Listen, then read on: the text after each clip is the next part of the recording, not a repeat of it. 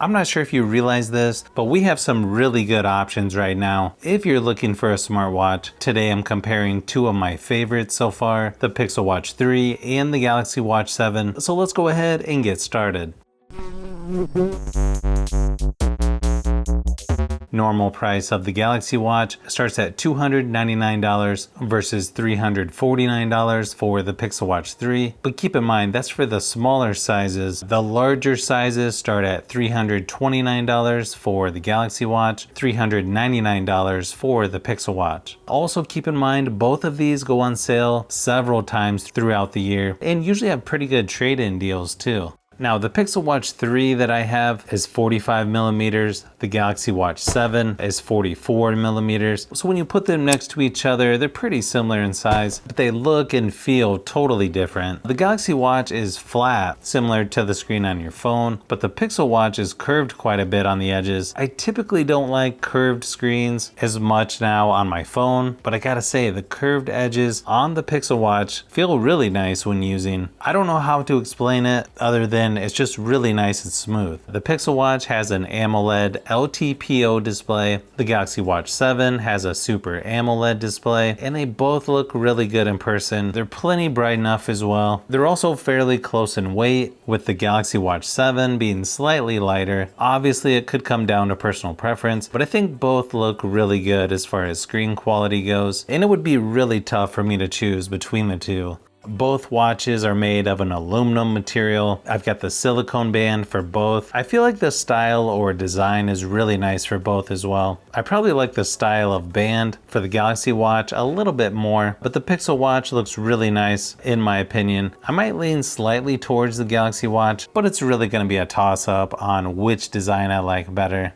Now when it comes to battery life, there's going to be a ton of variables. It mainly depends on how active I am or if I'm running errands, doing workouts, getting a lot of notifications each day and so on. I think I can get about 2 days max with light use for the Pixel Watch 3, where I can get about 3 days max on the Galaxy Watch 7. I could probably get even better battery life if I turned more things off, but so far it looks like if you want a little better battery life, you'll want to go with the Galaxy Watch 7. Now as far as software goes, both watches are on Wear OS 5, but just like how Android phones are slightly different, even though they might be on the same version of Android, that's sort of similar with these watches. I think the buttons are easier to use on the Galaxy Watch, but the crown on the side of the Pixel Watch is a really nice feature to have. So you can just scroll through things or press on it like a regular button. You can do a lot of the same things on both watches. They just put things in a little different location, like how notifications are at the bottom on the Pixel Watch versus having your apps down there on the Galaxy Watch. One advantage with the Pixel Watch is the accuracy of floors climbed. It usually records how many times I run up and down the steps, even if sometimes it's a little delayed, where the Galaxy Watch always says 0. From what I've seen online, you have to go up at least 9 feet for it to recognize stairs, but I don't have that issue with the Pixel Watch. Both watches have similar features like sleep and step tracking. There's a lot of workouts to choose from on both watches as well. The accuracy is fairly close between these two, except for the floors climbed, of course. I might have to give the Pixel Watch a slight edge there just because of that. I also had one problem with the Galaxy Watch where the battery was draining way too fast all of a sudden, but that was fixed later with a software update. I haven't had any issues like that with the Pixel Watch so far. Now performance-wise, you've got a Snapdragon W5 Gen 1 processor in the Pixel Watch versus Exynos W1000 in the Galaxy Watch 7. You've got 2 gigabytes of RAM, 32 gigabytes of storage for both watches, and I feel like they're nice and smooth just moving around the software. I haven't really seen any glitches or a time where the software felt too slow, which is how it should be considering both of these just came out recently, but I feel like it's probably too close as far as which one has better performance, so it's probably going to be a toss-up there.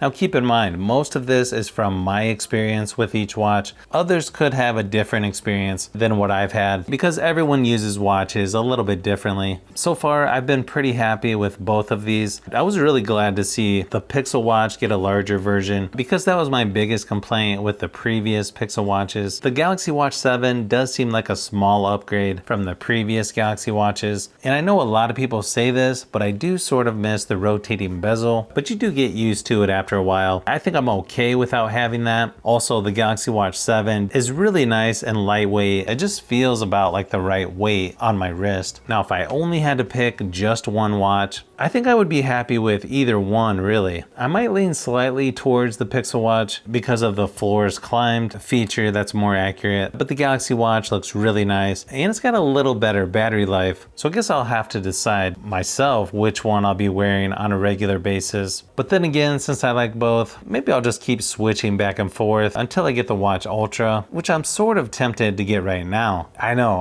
I may have a watch problem, but if you like phones, tablets, and other tech, I've got a lot more stuff that I'm working on, so you'll want to keep an eye out for those upcoming videos.